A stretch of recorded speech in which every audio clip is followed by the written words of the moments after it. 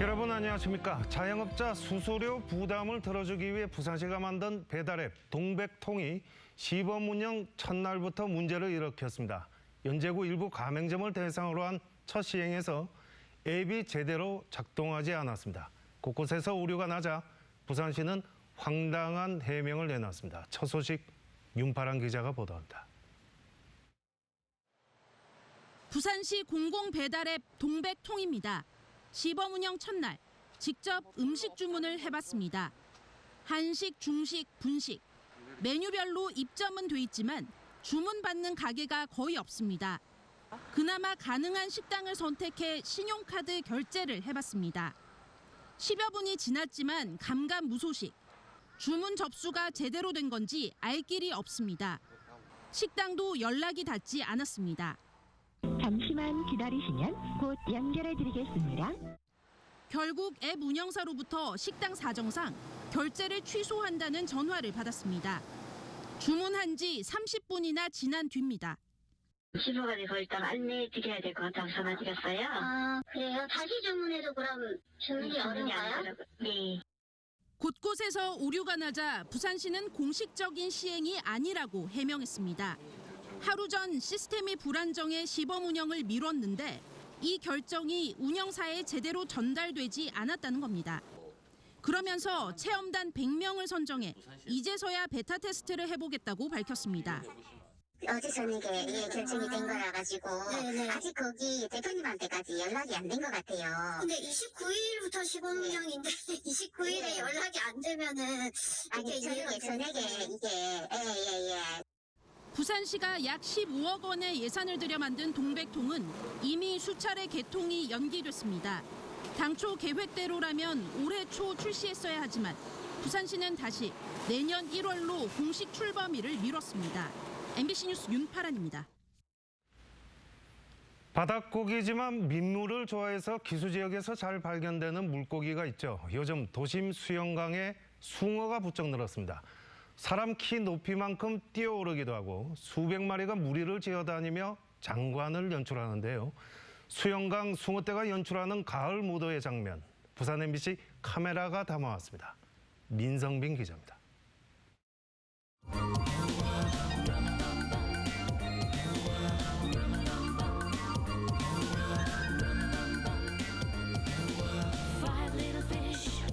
높이뛰기 선수처럼 수면을 박차고 힘차게 뛰어오릅니다. 때로는 사람 키 높이만큼 높이 날아오르고 마치 멀리뛰기 육상 선수처럼 긴 포물선을 그리며 시선을 사로잡습니다. 수영강에 나타난 수백 마리의 숭어들. 사람들은 숭어떼가 연출하는 유려한 가을 버스킹에 걸음을 멈추고 잠시 바쁜 일상을 내려놓습니다. 국내 연안에 널리 분포하는 숭어는 바닷물과 민물을 오가며 서식합니다. 산란기를 앞두고 가을철 먹이 활동을 위해 도심 강변에 나타난 것으로 보입니다. 주로 이제 가을에 이동하는 것은 먹이 활동으로 이렇게 움직이는 게 많을 것 같습니다. 그 겨울철 막 이제 들어서기 전에는 월동 준비를 위해서 이제 지방질이나 이런 걸 축적을 하는 거죠. 숭어는 무리를 지어 생활하는 어종으로 활동성이 강해 수면이 1.5m까지 뛰어오를 수 있습니다. 끝이 보이지 않는 코로나19 팬데믹에 사람들은 패닉에 빠진 상황. 그러나 한 발짝 벗어난 곳에서는 아무 일 없다는 듯 대자연과 공존하는 무리들이 변함없는 생명력을 자랑하며 일상을 즐기고 있습니다. MBC 뉴스 민성빈입니다.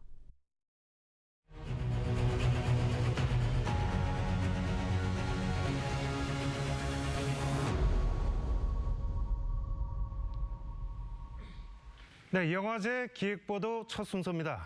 부산국제영화제가 다음 달 6일 개막해 열흘간의 일정으로 열립니다. 이번 영화제는 코로나19 상황 속에서 새로운 기준을 제시하는 이른바 뉴노멀 영화제로 거듭나게 되는데요.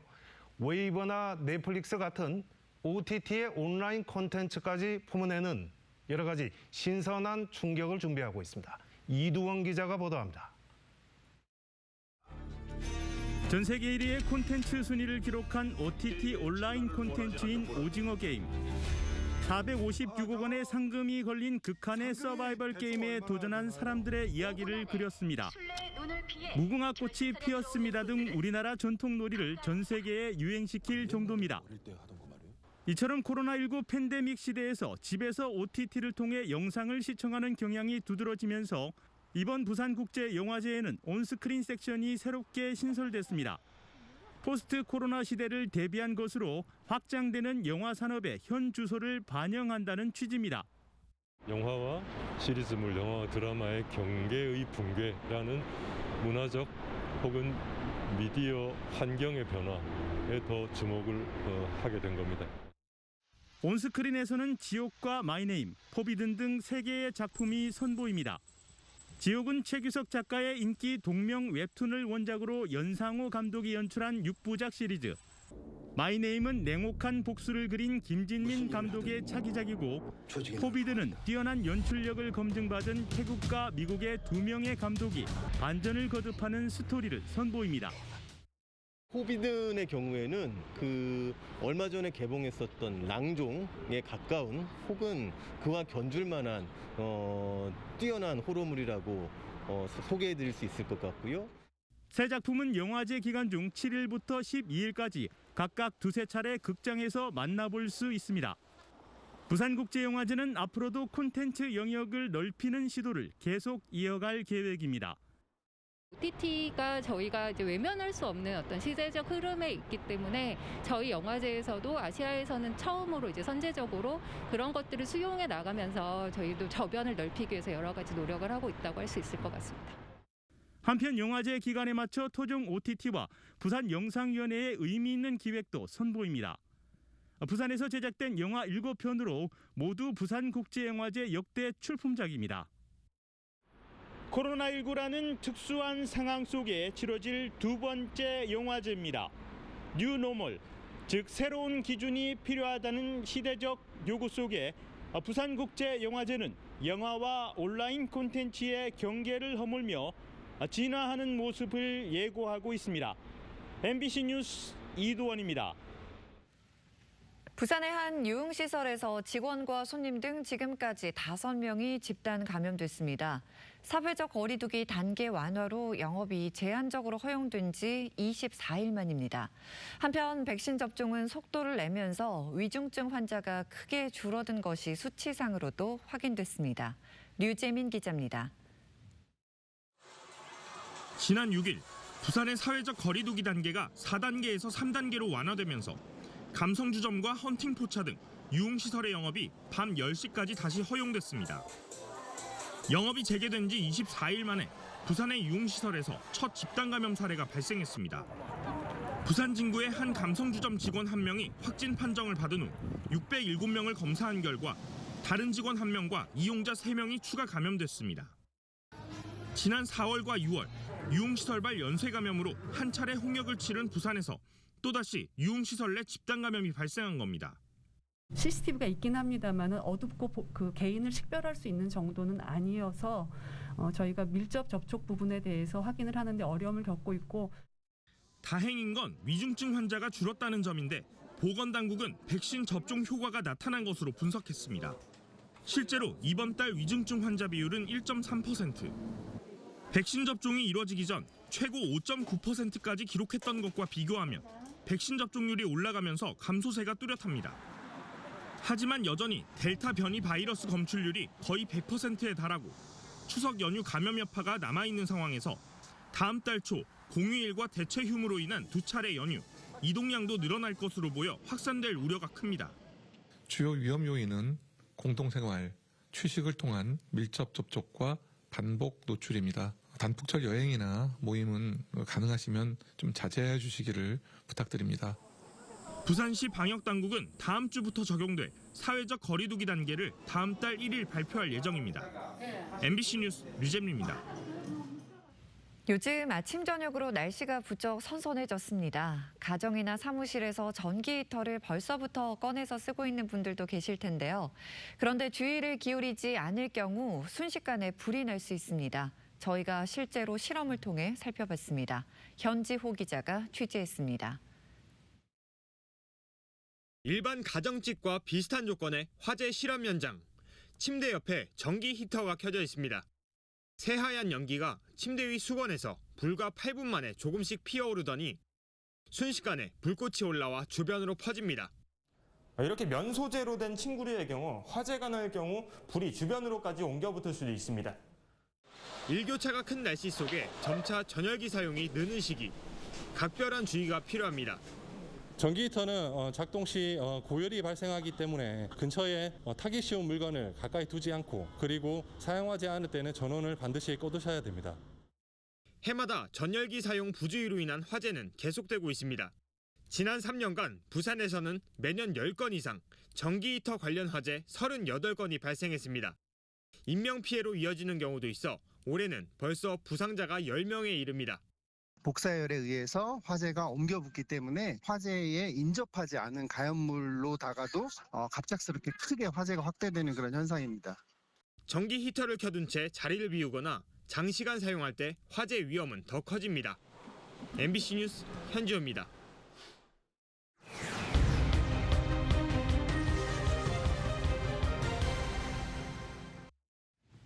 지난해 김해 신공항 확장안 폐기 여파로 중단됐던 김해공항 국제선 임시터미널 공사가 9개월 만에 재개됐습니다.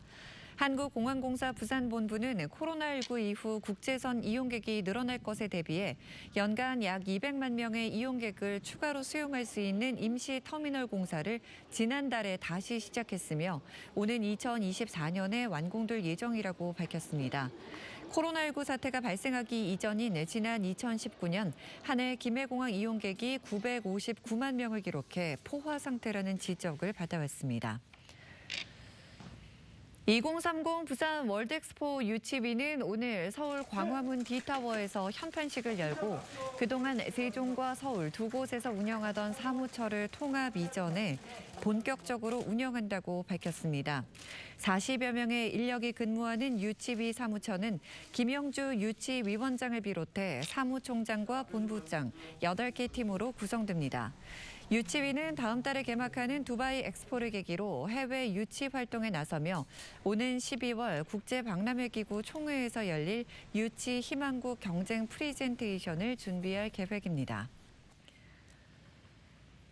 오늘 오전 11시 20분쯤 동구 부산역 앞 도로에서 80대 A씨가 몰던 택시가 안전 난간을 들이받고 인도로 돌진했습니다. 택시가 승강기까지 덮치면서 승강기 안에 있던 80대 B씨와 보행자 등 모두 4명이 다쳤습니다. 경찰 조사에서 택시 운전자 A씨는 사고 당시 기억이 나지 않는다고 진술했으며 경찰은 택시 사고 기록 장치와 CCTV를 통해 정확한 경위를 조사하고 있습니다. 부산 MBC가 보도한 동구 민간 임대주택 분양 사기 의혹 수사와 관련해 출자 조합원들이 오늘 부산경찰청 앞에서 집회를 열었습니다. 조합원들은 시공사 대표 A씨를 구속하고 관계자들을 엄벌해달라며 수사기관의 신속한 수사를 촉구했습니다. 지난 2019년 A씨는 동구에 450세대 민간 임대주택을 짓는다며 조합원들을 모집하고 착수금을 받은 뒤 잠적해 조사를 받고 있으며 출자자들을 속일 의도가 없었다고 진술한 것으로 전해졌습니다. 부산 참여연대는 오늘 시청 앞에서 기자회견을 열고 사전협상 제도로 아파트 건립이 추진되고 있는 해운대구 한진 CY 부지 개발에 대해 원점 재검토를 촉구했습니다. 참여연대는 사전협상제를 진행하면서도 지역 주민은 배제되고 사업자에게 유리한 방향으로 협상이 흘러가는 등 불투명하게 운영됐다며 상업지역으로 변경하면서 상권 활성화를 위한 시설보다 아파트가 87%인 비정상적인 개발에 부산시는 방조하고 있다고 비판했습니다.